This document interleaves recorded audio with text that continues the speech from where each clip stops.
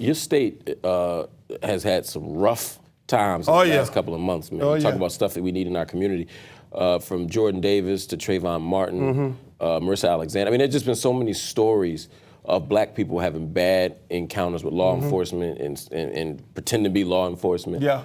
What's going on? Not just in Florida, but around the country. I think, you know, social media is bringing all these things to the light. You know, all this have been happening for many years. I mean, they still have places outside of Tallahassee right now that, you know, people don't realize that they're still living like they're in the 50s, where you'll go into the city and be like, you know, they still go in the back rooms. Wow. And still go at the back counter and order their food. And I mean, there's still places that exist like that in Florida right now today.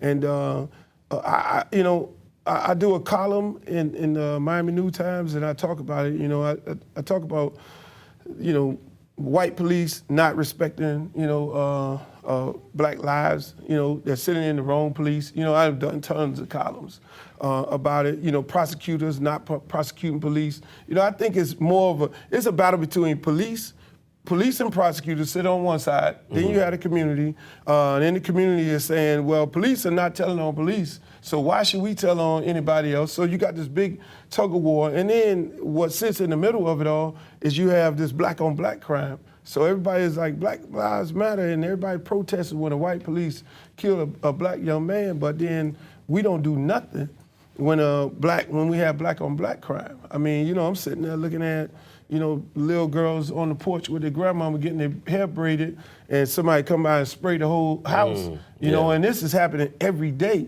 And so I get more upset in my community that we don't tell, you know, because we're sitting there talking to snitching, you know, and you know, like I was at Florida A&M on Saturday, and I spoke about that. I was like, snitching is when two people, you know, commit a crime together. You know, and a lot of people don't realize that.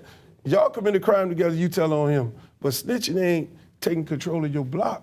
You know, if you know, Miss Ann's son who hanging out with the wrong group of guys, all of them got red flags or black flags, then you need to, you know, Miss Ann need to control the household, number one, but at the same time, you need to say, okay, you did that and control your block.